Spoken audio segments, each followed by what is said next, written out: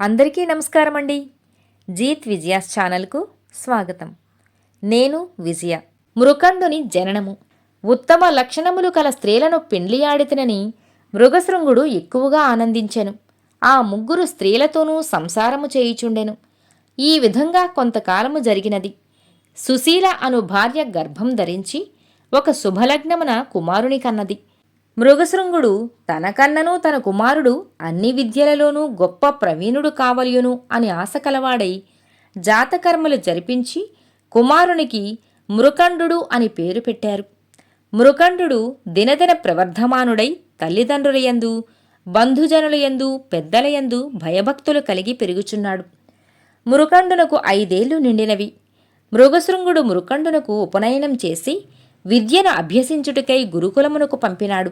గురుకులంలో గురువు చెప్పిన అన్ని శాస్త్రములు నేర్చుకొనుచు అన్ని లక్షణములతో కూడుకొనినవాడై గురువు యొక్క మన్ననలు పొందుచు యుక్త వయస్సు వచ్చే వరకు విద్యను అభ్యసించి సకల శాస్త్రములయందు ప్రావీణ్యతను సంపాదించినాడు. మృకండు విద్యను పూర్తి చేసుకుని తల్లిదండ్రుల వద్దకు వచ్చాడు. మృకండునికి కొంతకాలమునకు మరుద్వతి అను కన్యతో వివాహం చేసినారు.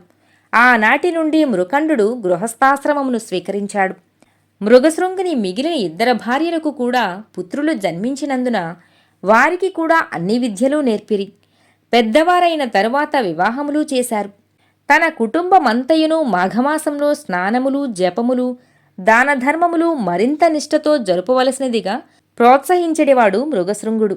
మాఘమాస ఫల ప్రభావముచే సంసారమునందు ఏ ఇబ్బందియూ లేకుండా ఉండుటే కాక మృగశృంగునకు మునుమనమలు కూడా కలిగినందున మరింత ఆనందించి తన వంశవృక్షం సాకోపసాకలగుచున్నది కదా అని సంతోషించుచు తనకింక ఏ ఆశలు లేనందున భగవత్ సాన్నిధ్యమునకు వెళ్ళవలను అని సంకల్పించుకుని తపస్సు చేసుకొనుటకు అడవికి వెళ్ళి తన తపోబలముతో శ్రీ మహావిష్ణువును ప్రసన్నుని చేసుకుని నారాయణుని కృపకు పాత్రుడై వైకుంఠమునకు వెళ్ళెను. విన్నావు కదా భూపాల, మృగశృంగుడు తాను చేసుకున్న మాఘమాస ఫలము వలన తనకు పుత్ర పౌత్రాభివృద్ధి కలుగుటయే కాక శరీరముతో శ్రీమన్నారాయణుని వెంట వైకుంఠమునకు వెళ్ళినాడు. ఇక అతని జ్యేష్ఠ కుమారుడైన మృకండుని యొక్క వృత్తాంతమును చెప్పెదను వినుము అని వశిష్ఠుల వారు దిలీప మహారాజునకు ఈ విధంగా చెప్పసాగాడు. మృగశృంగుడు అడవికి వెళ్ళిన నాటి నుండి జ్యేష్ఠపుత్రుడకు మృకండుడే సంసార భారమంతయూ మోసి గృహమునందు ఏ అశాంతియూ లేకుండా చూచుచుండెను. ఆయన వివాహమాడి చాలా కాలం గడిచినను సంతానం కలుగలేదు. అందుచేత అతడు లోలోనే కుమిలిపోవుచుండెను. అతడొకనాడు కాశీ మహాపుణ్యక్షేత్రము సాంబశివునకు ప్రత్యక్ష నిలయము. అటువంటి వారణాసిని చూచినంత మాత్రమునే సకల పాపములు నశించుటే కాక మనస్సునందు కోరికలు నెరవేరును. అనేక మంది కాశీ విశ్వనాథుని దర్శనము చేసుకుని వారి అభీష్టములను పొందగలిగారు. కావున నేను కూడా నా కుటుంబ సమేతముగా కాశీకి వెళ్ళవలను అని నిశ్చయించుకుని ప్రయాణమై బయలుదేరినాడు. మార్గమధ్యమున అనేక క్రూరమృగముల బారి నుండి క్రిమికీటకాల ప్రమాదము నుండి అతి కష్టము మీద తప్పించుకొని కుటుంబ సహితముగా కాశీక్షేత్రము వెళ్ళినాడు. కాశీపట్టణమును ఆనుకుని పవిత్ర గంగానది తన విశాల బాహువులను చాచి ప్రశాంతముగా ప్రవహించుచున్నది. మృకండు పరివారముతో కూడి ప్రసిద్ధి చెందిన మణికర్ణికా ఘట్టమున కాలకృత్యాది స్నానవిధులు తీర్చుకొని విశ్వనాథుని మందిరమునకు వెళ్ళినాడు. ఆలయంలోనికి ప్రవేశించగానే మృకండునకు ఎక్కడలేని ఆనందం కలిగినది. తన జన్మ తరించెనని తాను కైలాసమునందు ఉన్నట్లే తలంచి విశ్వేశ్వరుని భక్తి శ్రద్ధలతో ప్రార్థించినాడు. ఈ విధముగా కుటుంబ సమేతముగా మృకండు కాశీ విశ్వేశ్వరుని ధ్యానించి ఒక లింగమును ప్రతిష్ఠించి దానికి మృకండేశ్వర మహాలింగమని పేరు పెట్టి దానికి ఎదురుగా తన భార్య పేర మరొక లింగమును ప్రతిష్ఠించాడు. ఆ విధంగా 1 సంవత్సరము పాటు విశ్వేశ్వరుని సన్నిధానమునందు ఉండాలని నిశ్చయించుకున్నాడు. ఒక దినమున మృకండుని 3 తల్లులు పవిత్ర గంగానదిలో స్నానము చేసి విశ్వేశ్వరుని పూజించుచుండగా తెలివి తప్పి ప్రాణములు విడిచినారు. జరిగిన దానికి మృకండు చాలా దుఃఖించి విధిని ఎవ్వరూ తప్పించలేరు కదా, అయినా కూడా ఈశ్వరుని ధ్యానించుచూ ప్రాణములను విడిచినారు అని ఆ 3 తల్లులకు మృకండు యథావిధిగా దహన సంస్కారములు కావించి మాతృ రుణమును తీర్చుకున్నాడు. ఇలా ఉండగా మృకండునికి ఎంతకాలమునకు సంతానం కలుగలేదు. సంతానం కొరకు భార్యా సమేతుడై విశ్వనాథుని గూర్చి తపస్సు చేసినాడు. అనేక దానధర్మములు చేసినాడు. అతని తపస్సుకు మెచ్చి పార్వతీ పరమేశ్వరులు ప్రత్యక్షమై, మహాముని, మీ భక్తికి ఎంతగానో సంతసించితిమి. మీరు చేయు తపస్సు మమ్ములను ఎంతగానో ఆకర్షించినది. మీ నిష్కలంక భక్తికి మెచ్చి మీ కోరికలను తీర్చుటకు వచ్చాము. మీ కోర్కెలను తెలియజేయము అని అన్నారు. అంతట మృకండు వారికి నమస్కరించి, మహాదేవ, తల్లి అన్నపూర్ణ, ఇదే మా నమస్కృతులు. లోకరక్షక, మీ దయవలన నాకు సలక్షణవతి, సౌందర్య సుకుమారవతియగు పత్ని లభించినందువలన నేను మిమ్ము ధ్యానించుచు ఆమెతో సంసార సుఖం అనుభవించుచున్నాను.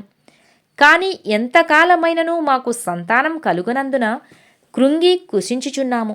సంతానం లేని వారికి ఉత్తమగతులు లేవు గదా, కావున మాకు సంతానం ప్రసాదించుము అని వేడుకొనిచున్నాను అని ఆ పార్వతీ పరమేశ్వరులను ప్రార్థించాడు. మృకండుని దీనాలాపములు విని శివుడు, మునిసత్తమా, నీ మనోభీష్టము నెరవేరగలదు. కాని ఒక్క నియమము ఉన్నది.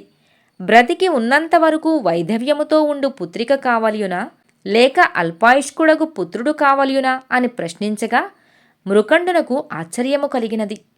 పరమశివుని మాటలకు ఆలోచనలో పడి, హే శశిధర, నన్ను పరీక్షింపదలిచిదివా?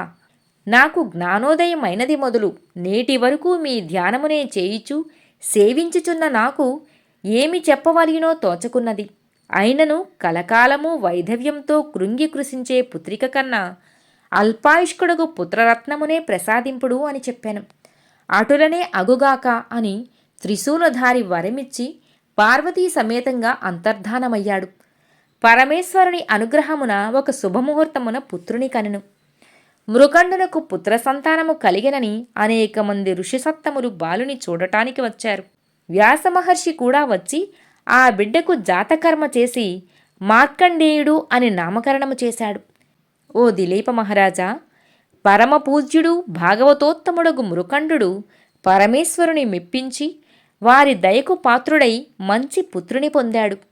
మాఘపురాణము 10వ అధ్యాయం సమాప్తం.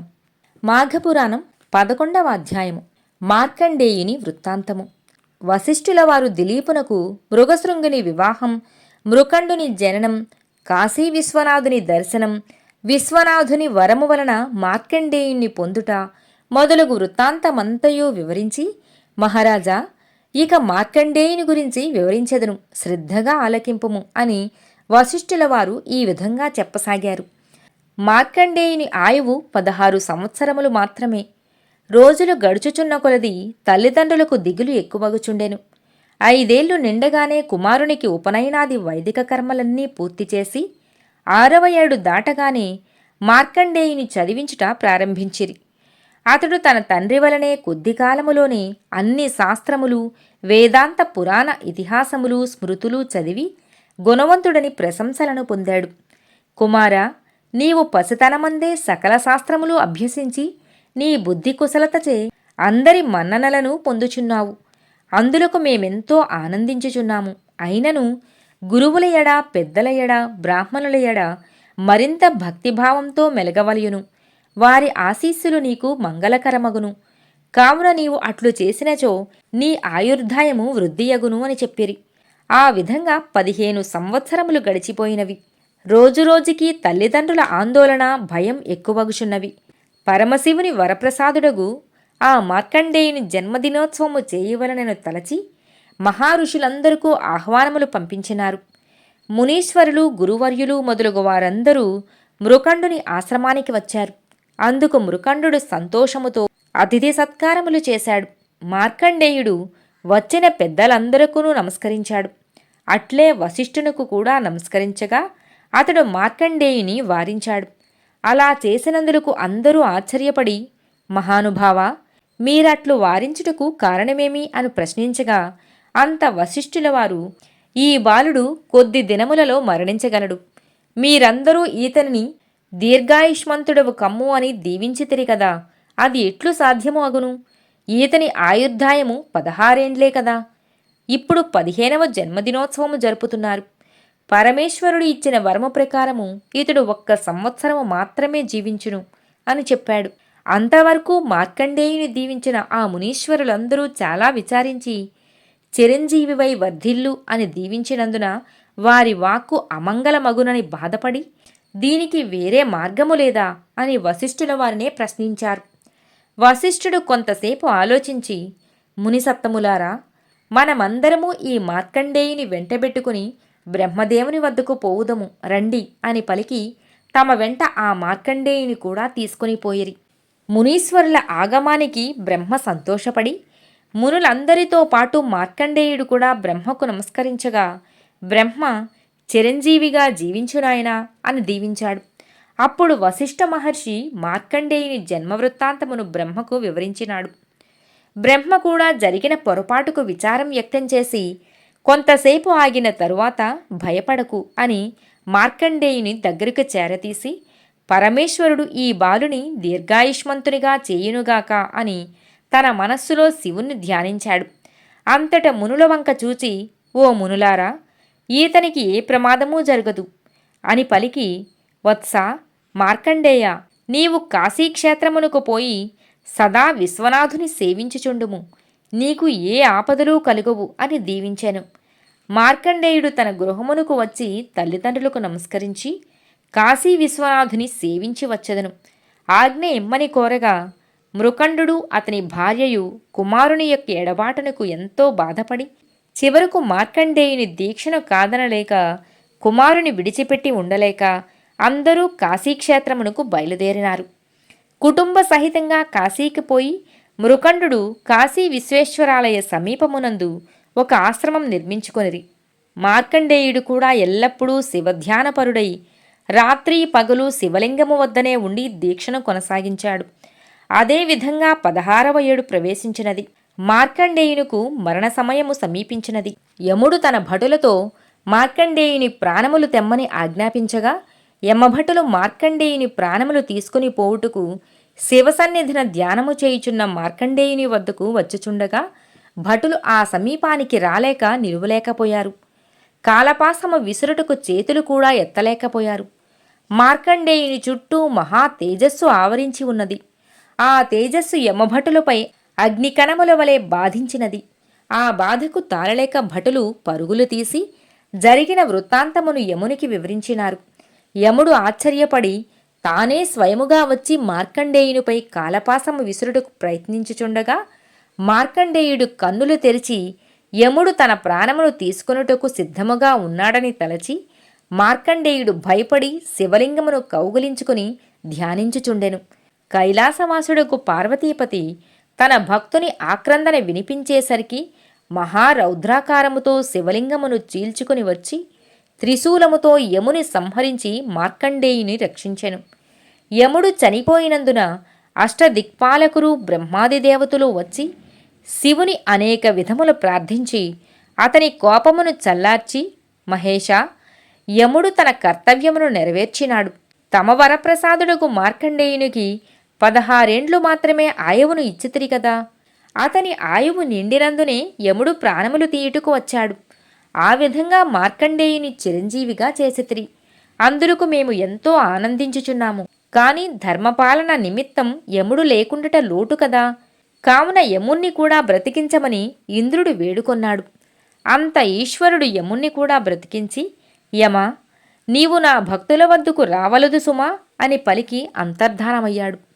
పరమశివుని దయవలన తన కుమారుడు దీర్ఘాయుష్మంతుడైనందులకు మృకండు మిక్కిలి సంతోషించి తాను చేసిన మాఘమాస ఫలమే తన కుమారుని కాపాడినది అని మాఘమాస ప్రభావం ప్రజలందరికీ తెలియజేయుచుండెను. మాఘపురాణంలో 11వ అధ్యాయం సమాప్తం.